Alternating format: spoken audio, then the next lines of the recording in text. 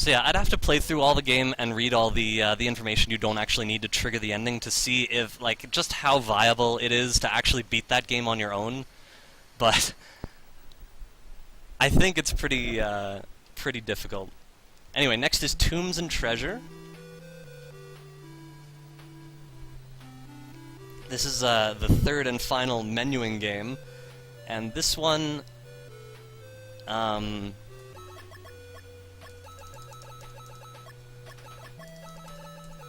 concept for this game is pretty neat. It's like the others, but you go into locations on the overworld and you interact, like in Shadowgate and Deja Vu, but then when you exit, you're walking around the overworld, sort of like Legend of Zelda, except you don't have an attack and there are no enemies. But yeah, it was a neat attempt to sort of incorporate two concepts. I'll give a countdown for start here and we'll get going. And again, for the most part, I'm going to have to really closely look at my menus to get everything just right. But yeah, I'll be able to talk plenty in the overworld. So here we go. 5, 4, 3, 2, 1, go!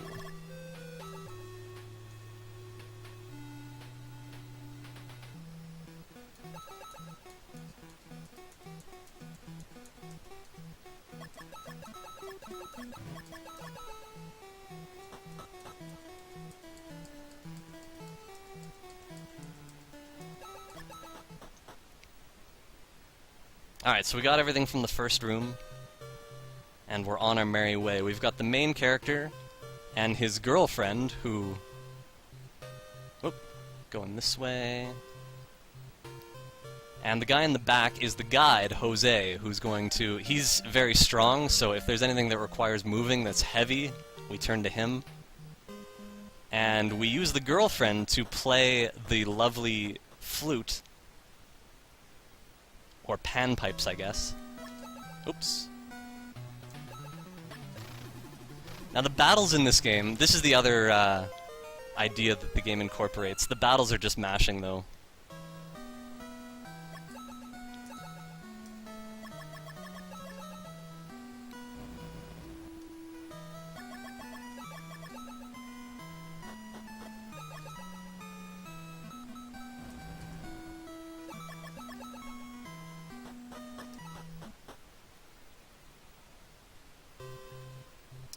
So in each battle there's a small chance that mashing won't actually work out, but it's a pretty small chance, and if I do get killed by an enemy, the game will just let me continue from that point, and we can pick up. So it's totally marathon safe, thankfully. That was something I was a little worried about until I realized that it would just put you right back there. So next location, next battle. They tried to put some... oh. So when the bird walks off to the right here, we sort of can't hit each other for a bit. So we just have to sort of wait for him to move into a different area, and he actually killed me. So we have to wait for the game to reload back up. It's just like 10 seconds or so. And we'll be right back where we were.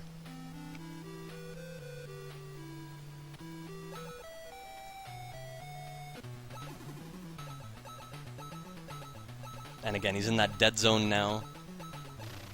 There we go. Back in the dead zone, I guess? There we go. And again he almost killed us. We were down to 6 hits there. Crazy.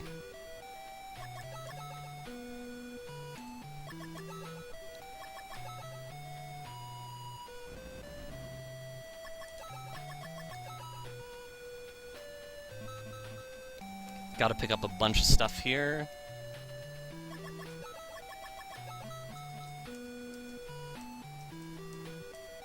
Okay.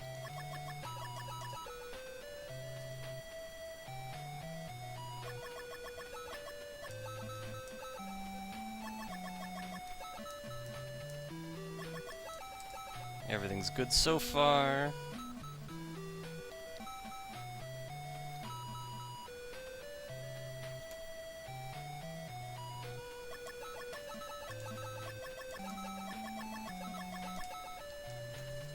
Right on.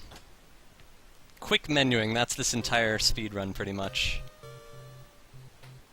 So yeah, if you die to an enemy, you pretty much have to reset. That's too much time to lose. But for a marathon, thankfully it's not a a huge deal.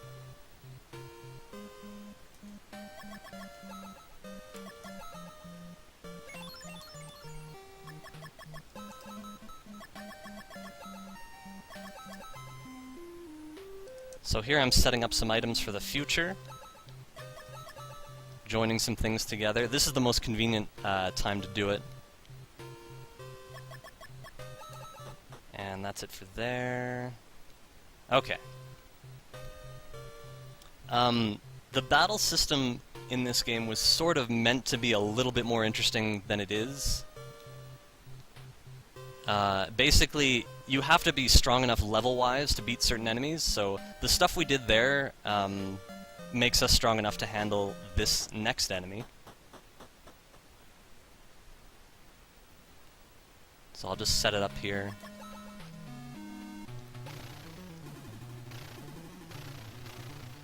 So yeah, if you haven't gained enough levels, if you forgot to do something, then you just can't proceed until you do that thing. And there's also lots of ways to soft lock yourself in this game, by the way.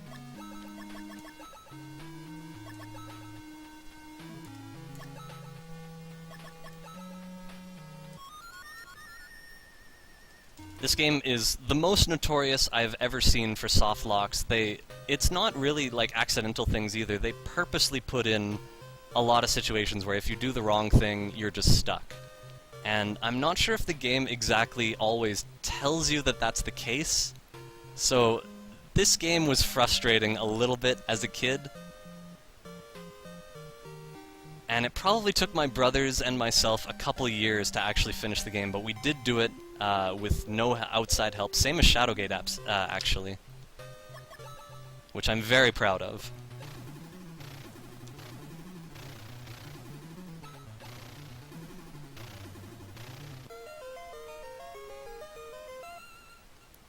Alright, some more menuing in here.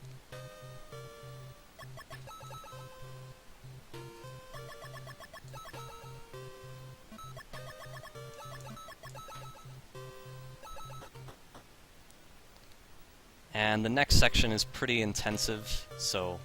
Oh, I didn't mean to go right. We have to go down first. Otherwise, we sort of get stuck on that screen.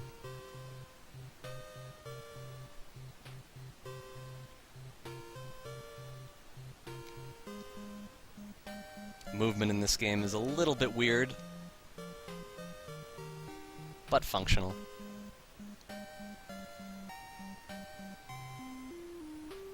So we're coming back here, and I might stay silent for a little bit. I just want to make sure I get all this right. There is a ton to do here.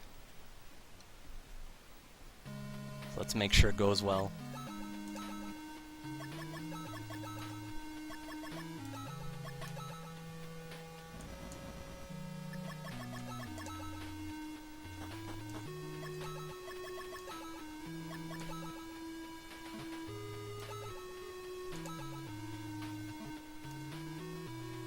Okay, this part we have to wait until we get that, and then use...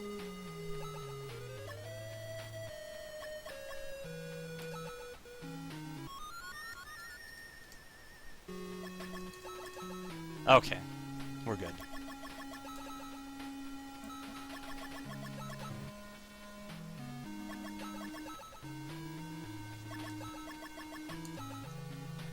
Okay. And then this. There we go.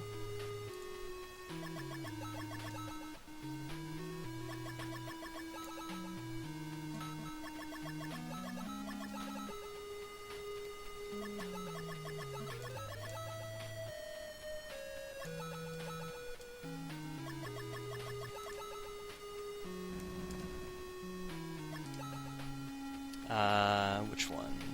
This one? Pretty sure.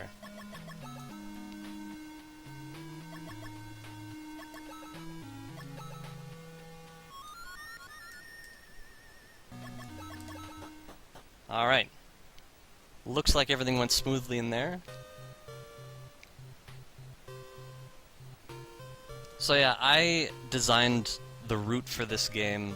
There was nothing like it before. There was actually a Taz for this game, and the Taz made a lot of elementary routing mistakes, so I rooted those out, and I think my run is actually faster than the Taz now. And that includes all the menu ordering stuff. Very important.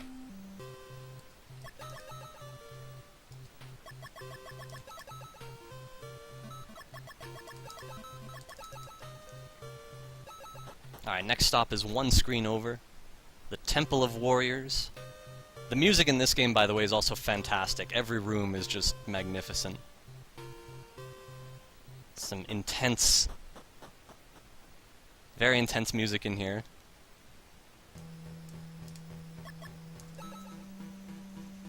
So same thing here, we're ready for this fight. It looks like we're taking a lot of extra damage. I'm not sure if we'll survive this one, but we'll see how it goes. There we go.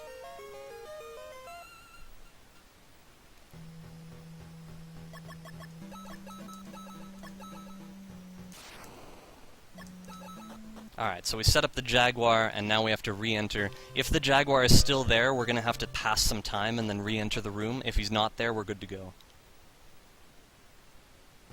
He's there. Whoop. So we're going to wait, and then, whoops, hang on, go back and re-enter, and he shouldn't be there now. The reason that happens is because battles tend to take different amounts of time to kill enemies. So sometimes we'll be at different times in the RNG.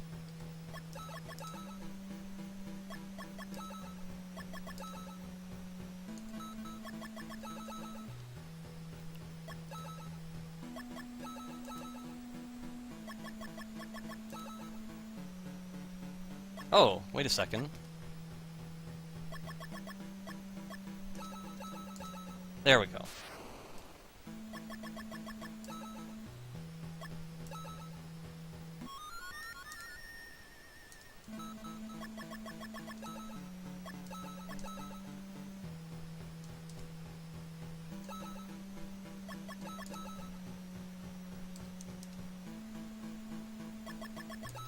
Alright, so I used that opportunity to join a couple items together, including the gem to my sword, which makes it more powerful, which you need to do for certain battles. So yeah, rooting this game involved a lot of that kind of thing, like finding the perfect places where your menu was in the right place to do all those things you need to do as efficiently as possible, even if you're in different rooms. And I think this battle is the easiest for whatever reason. I think we only have to hit him twice. Yeah. And so we just beat him with a ton of HP left.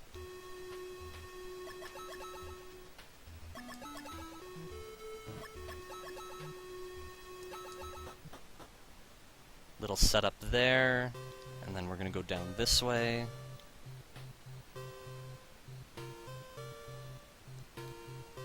So yeah, I was talking about the level system before. There are certain items you have to get or things you need to do in order to level up, and one of them is washing the sun necklace. I don't actually need to see the time to get through everything, but what I do need is the level you get from washing it. It actually gives you 2 levels, which is strange, but that's how it is.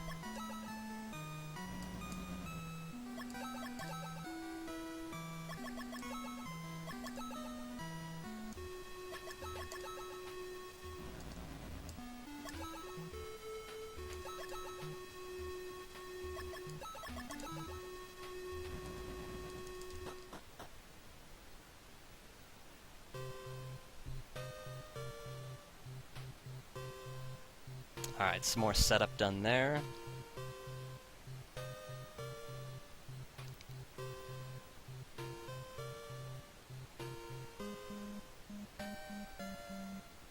There's a lot of revisiting old locations in this game.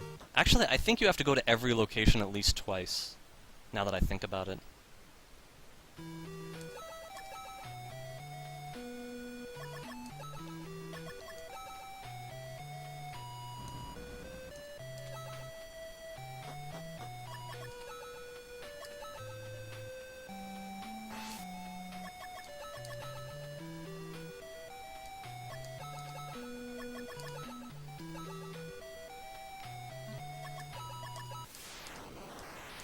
Okay.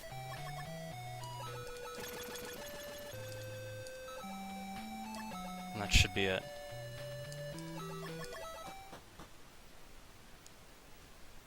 So yeah, I just wanted to make sure I did all the menuing right. I think that's pretty much the end of it until the very end of the game. So this is the point at which I routed in what I was talking about before, washing the sun necklace. Again, I don't need to see the time to make it pass to the right moments, but we do need to wash it here just for the levels. It gives us 2 levels, and that's gonna actually enable us to beat some enemies later on.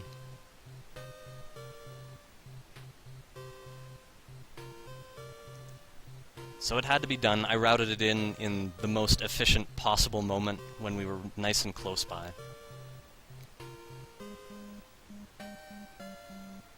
Alright, into the Well of Sacrifice.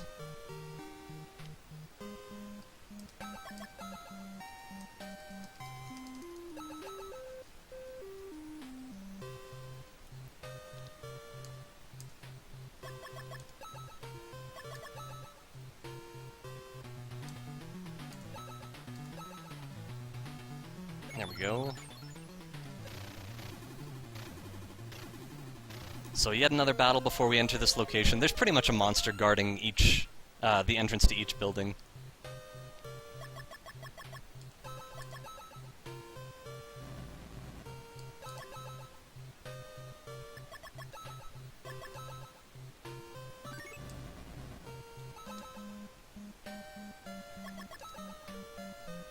This one...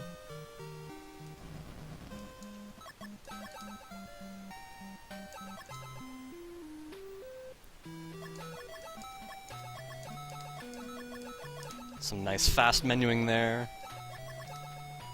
Always feels good getting through those rooms where there's a lot to do all at once. So now we're all alone.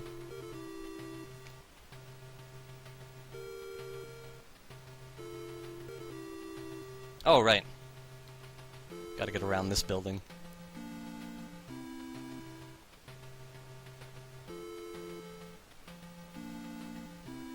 Go back to the well and find out what the heck happened to my other 2 characters.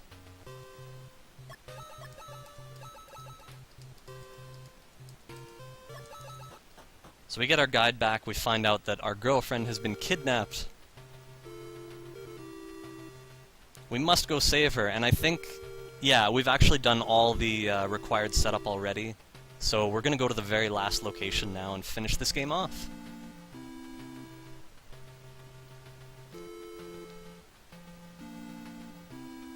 There aren't really any glitches or crazy things going on here. It's mostly just intensive, accurate menuing, so I wanted to make sure I got everything totally accurate, so there wasn't too much to say about it.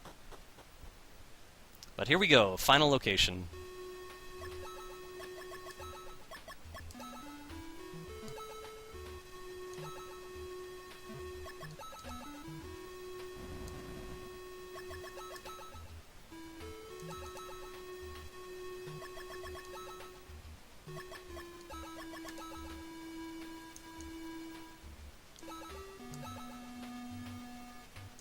What? What happened? What the heck happened? Hang on. Hang on, I'll figure this out. I'm not sure what happened. Oh, that's probably it. Yeah. Okay, we're good. And then... I just need to make sure I'm in the right place here. Where is it? There it is.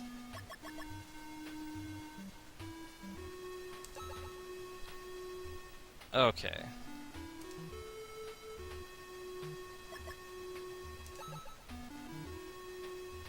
Hang on a sec. Okay. Good, good, good. Didn't want to mess anything up there. Rejoin our gem into the swords for this fight.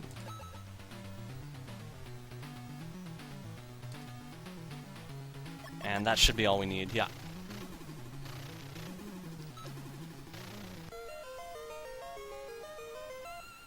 This will not be the last encounter, though.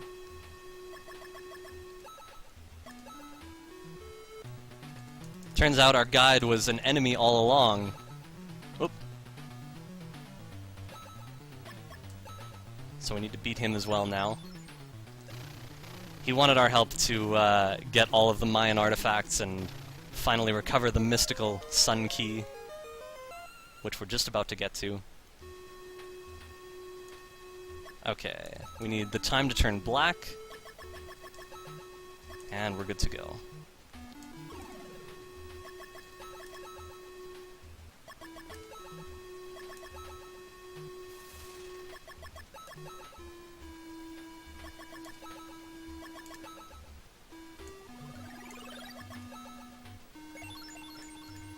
More crazy menuing. And finally, the final boss.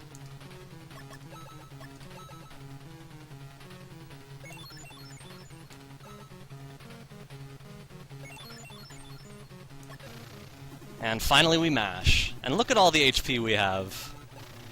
But he can do a lot of damage, so it's all relative. So hopefully this battle works out.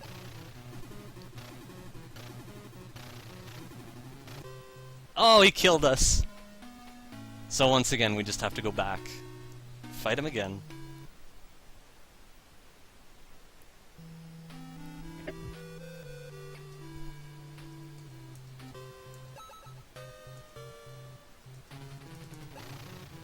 Okay, we're still set up. I don't have to redo my items. So we just have to mash through it and hope we beat him.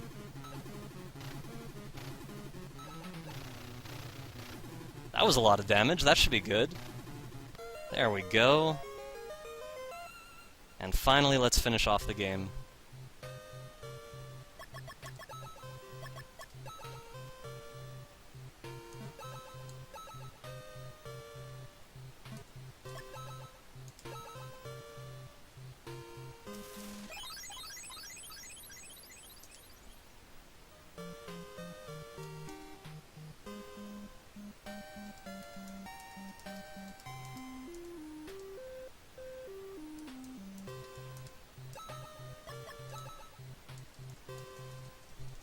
And there we go, and 3, 2, 1... time!